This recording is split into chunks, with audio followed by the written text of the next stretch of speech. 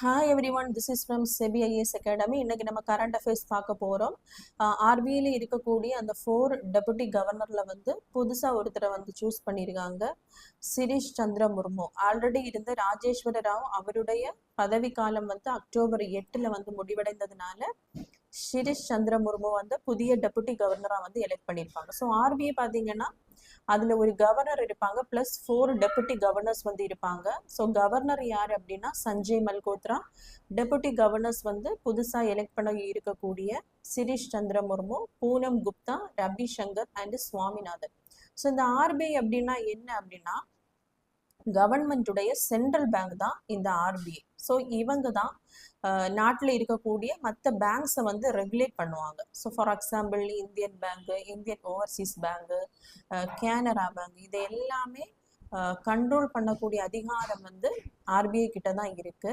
இவங்க தான் அந்த பர்டிகுலர் பேங்க் வந்து மக்களுக்கு எந்த இன்ட்ரெஸ்ட்ல வந்து லோன் கொடுக்கணும், இது எல்லாமே டிட்டர்மைன் பண்றது வந்து இந்த Reserve Bank of India. So இதனுடைய ஹிஸ்டரியை நம்ம பார்த்தோம்னா 1934 ஒரு சட்டம் கொண்டு வந்திருப்பாங்க, ஆர்பிஐ ஆக்ட்.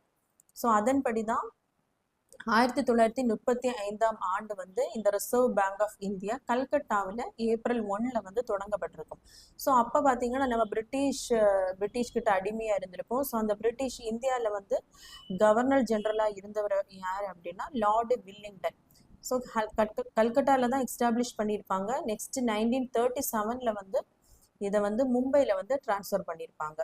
ஸோ இப்போது நம்மளுடைய ஆர்பிஐயோட ஹெட் குவார்ட்டர்ஸ் எங்கே இருக்குது அப்படின்னா மும்பையில் தான் இருக்குது. ஸோ 1935 இதை எஸ்டாப்ளிஷ் பண்ணப்போ இதனுடைய கவர்னராக இருந்தவர் யார் அப்படின்னா ஆஸ்பான் ஸ்மித். நெக்ஸ்ட்டு இதை வந்து நேஷனலைசேஷன் பண்ணியிருப்பாங்க. அதாவது 1935 இது தொடங்கப்பட்டிருக்கும் போது ஒரு பிரைவேட் பேங்காக தான் இது தொடங்கப்பட்டிருப்பாங்க. நெக்ஸ்ட் வந்து ஜனவரி 1, 1949 தான் இது கவர்மெண்ட் பேங்காக மாற்றப்பட்டிருக்கும். ஸோ அப்போ யார் கவர்னராக இருந்திருப்பாங்க அப்படின்னா தேஷ்முக் அப்படிங்கிறவர் தான் கவர்னராக இருந்திருப்பார். ஸோ இந்த டெபுட்டி கவர்னரை எப்படி எலெக்ட் பண்ணுவாங்க அப்படின்னா நம்ம லோக்சபாவை எடுத்தோம்னா அதில் இருக்கக்கூடிய மெம்பர்ஸில் வந்து 15% மெம்பர்ஸ் கவுன்சில் ஆஃப் மினிஸ்டர்ஸாக இருப்பாங்க. ஸோ அந்த கவுன்சில் ஆஃப் மினிஸ்டர்ஸ்லேயும் ஃபர்தராக நிறைய கமிட்டிஸ் இருக்கும். கமிட்டிஸ்னால் கேபினட்ஸ் இருக்கும்.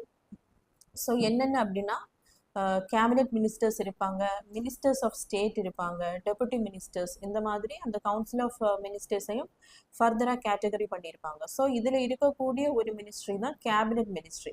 ஸோ இந்த கேபினட் மினிஸ்ட்ரியில் வந்து ஃபர்தராக நிறைய கமிட்டிஸ் வந்து இருக்கும். அதில் இருக்கக்கூடிய ஒரு கமிட்டி தான் appointment committee of cabinet. So இவங்க தான் என்ன பண்ணுவாங்க அப்படின்னா ஆர்பிஐ கவர்னர் ப்ளஸ் டெபுட்டி கவர்னர்ஸை வந்து அப்பாயின்மெண்ட் பண்ணுவாங்க. தேங்க்யூ.